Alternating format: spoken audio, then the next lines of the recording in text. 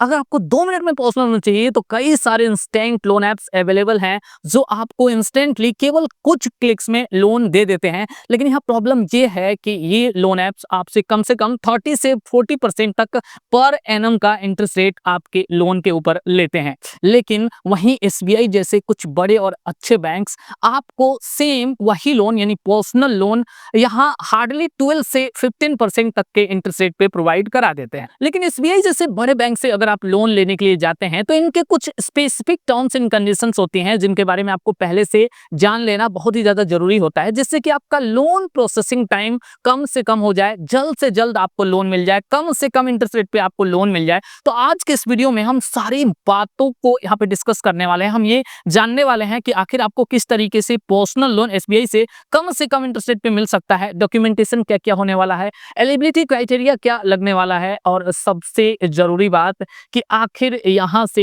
आपको किस तरीके से लोन मिल सकता है, लोन अप्लाई करने का सही तरीका क्या होने वाला है, सारी बातों को डिस्कस करेंगे। तो अगर आपको वीडियो पसंद आती है तो प्लीज वीडियो को लाइक कर लें, चैनल को अगर अब तक सब्सक्राइब नहीं किया तो सब्सक्राइब जरूर कर लें। सबसे पहले जानते हैं कि पर्सनल लोन कार लोन या होम लोन के कंपैरिजन में इतना महंगा क्यों होता है, इतना कॉस्टली क्यों होता है। तो देखिए, यहाँ कार लोन या होम लोन एक तरह का सिक्योर्ड लोन होता है, यानी अगर आप लोन अपना पे नहीं करते हैं, अगर आप लोन डिफॉल्ट कर देते हैं तो यहाँ बैंक आपके कार या होम को सेल करके अपना लोन वसूल कर सकता है। लेकिन वहीं पर्सनल लोन एक तरह का अनसिक्योर्ड लोन होता है, यानी अगर आप लोन पे नहीं करते हैं तो यहाँ बैंक आपकी किसी प्रॉपर्टी को बेचकर अपना लोन वसूल नहीं कर सकता है, आपकी किसी भी प्रॉपर्टी पे बैंक का कोई भी राइट नहीं होता है। इस तरीके से पर्सनल लोन देने में बैंक का रिस्क बहुत बड़ा होता है और यही रीजन है कि यहाँ पर्सनल लोन पे लगने वाला इंटरेस्ट रेट यहाँ पे हाई होता है। इसलिए ये किसी बैंक से पर्सनल लोन लेने का सही तरीका क्या है, तो देखिए, आप जब कभी पर्सनल लोन लेने के लिए जाते हैं तो आपको बैंक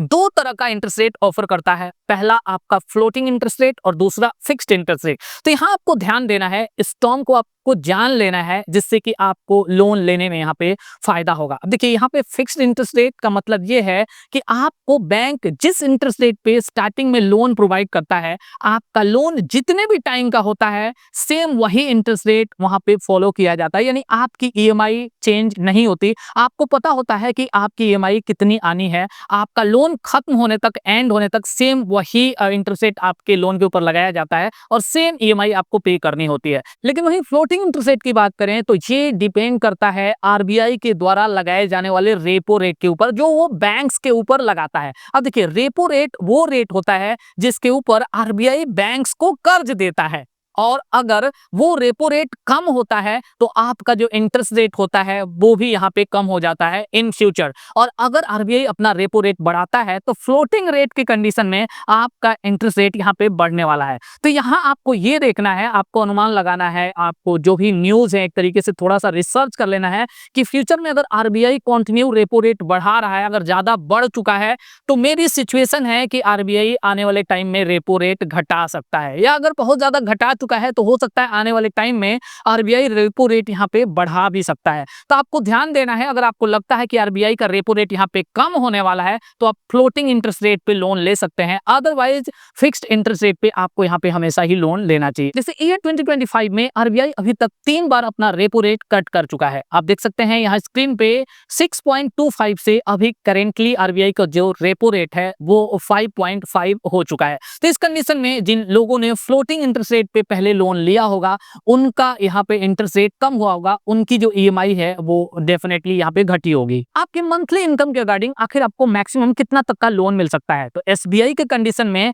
मैक्सिमम आपकी जो भी मंथली इनकम है उसका 24 टाइम्स तक आपको लोन मिल सकता है। यानी सपोज दैट आपकी इनकम अगर यहाँ पे 40,000 पर मंथ है तो आपको मैक्सिमम 9,60,000 का पर्सनल लोन मिल सकता है। वही अगर दूसरी बैंक की बात करें तो आपके मंथली इनकम का 20 से 25 टाइम्स तक लोन मिल सकता है। अगर आप एसबीआई से पर्सनल लोन लेने के लिए जा रहे हैं तो आपके लिए ये भी तो जानना जरूरी है कि कितना इंटरेस्ट रेट लगने वाला है, या किस तरीके से आपको कम से कम इंटरेस्ट रेट पे लोन मिल सकता है, या अदर जो चार्जेज हैं वो क्या रहने वाले हैं। तो यहाँ एसबीआई के कंडीशन में अगर हम बात करें तो आपका 12% से लेके 15% के बीच में आपका इंटरेस्ट रेट यहाँ पे रहता है। और इसके अलावा कई बातों पे आपका इंटरेस्ट रेट डिपेंड करता है, जैसे कि आपका सिविल स्कोर अगर बहुत अच्छा है, 750 प्लस है, तो यहाँ आपका इंटरेस्ट रेट डेफिनेटली कम होने वाला है। और और अगर आपका सिविल स्कोर यहाँ 700 या उससे कम है तो वही आपका इंटरेस्ट रेट यहाँ पे बढ़ जाता है। इसके अलावा आपका जॉब कितना सिक्योर है, यानी गवर्नमेंट जॉब्स के कंडीशन में डेफिनेटली आपका इंटरेस्ट रेट कम लगाया जाता है।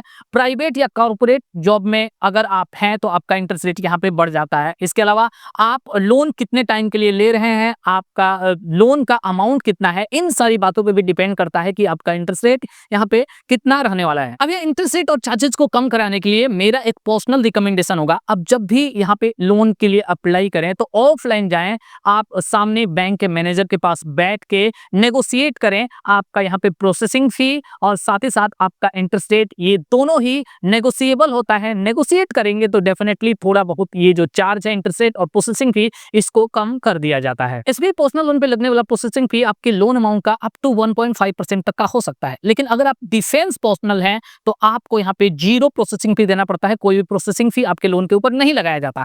वही कई बार यहाँ पे फेस्टिव ऑफर्स भी निकाले जाते हैं, उस टाइम पे अगर अप्लाई करते हैं तो कुछ टाइम के लिए आपके लोन पे लगने वाला प्रोसेसिंग फी यहाँ पे 0 कर दिया जाता है। यानी उस टाइम पे अगर आप अप्लाई करते हैं तो आपको कोई भी प्रोसेसिंग फी यहाँ पे नहीं करना पड़ता है। ये प्रोसेसिंग फी यहाँ पे मिनिमम आपका 1000 और मैक्सिमम यहाँ पे 15,000 तक का हो सकता है, इससे कम न तो इससे ज्यादा। किसी रीजन से अगर आप अपनी लोन की EMI टाइम पे नहीं कर पाते हैं तो यहाँ आपको पेनल इंटरेस्ट देना पड़ता है, जो कि आपके लोन पे लगने वाले इंटरेस्ट रेट के अलावा यहाँ पे 2% पर मंथ के हिसाब से लगाया जाता है। इसमें पर्सनल लोन के लिए जरूरी एलिजिबिलिटी क्राइटेरिया की अगर बात करें तो यहाँ आपका एज 21 ईयर से लेकर 60 ईयर्स के बीच में होना चाहिए। साथ ही साथ अगर आप गवर्नमेंट जॉब में हैं तो आपकी सैलरी 20,000 मिनिमम, और अगर आप प्राइवेट जॉब में हैं तो आपकी सैलरी कम से कम यहाँ पे 25,000 पर मंथ होनी चाहिए। इसके अलावा अगर आप यहाँ पे प्री अप्रूव्ड पर्सनल लोन लेते हैं तो चाहे आप गवर्नमेंट जॉब में हैं, प्राइवेट जॉब में है, इससे कोई भी लेना देना नहीं है। जस्ट आपका अकाउंट यहाँ पे SBI में होना चाहिए और आपको प्री अप्रूव्ड लोन ऑफर दिखाई देता है।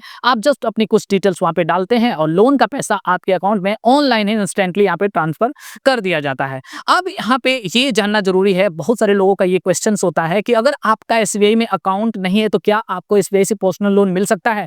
तो अभी देखिए SBI हाल ही में कुछ दिन पहले ये अपडेट लेके आया हुआ है कि अगर आपका SBI में सैलरी अकाउंट नहीं है तो आपको वहां से लोन नहीं मिलने वाला है। ये पर्सनल लोन लेने के लिए आपके पास कुछ डॉक्यूमेंट्स पहले से ही रेडी होने चाहिए, जैसे कि आपका KYC डॉक्यूमेंट्स आपके पास होना चाहिए। इसके अलावा यहाँ आपकी सैलरी स्लिप लास्ट 3 मंथ की और 6 मंथ का बैंक स्टेटमेंट आपके पास होना चाहिए। इसके अलावा अगर बैंक चाहे तो आपसे आपका ITR भी मांग सकता है। तो ये सारे डॉक्यूमेंट्स आप रेडी रखें और साथ ही साथ आपके आसपास जो भी SBI का ब्रांच है, देखिए आपके पास आपका बैंक अकाउंट चाहे किसी भी ब्रांच में हो, आप इंडिया में कहीं भी किसी भी SBI के ब्रांच से अपने लोन के लिए अप्लाई कर सकते हैं। कोशिश करें कि आप ऑफलाइन लोन अप्लाई करें, वहां पर नेगोशिएट कर सकते हैं और कम से कम इंटरेस्ट रेट पे आपको लोन मिल सकता है। तो आई होप ये डिटेल आपको पसंद आई होगी। चलिए मिलेंगे एक और नई वीडियो के साथ, तब तक के लिए bye bye and take care.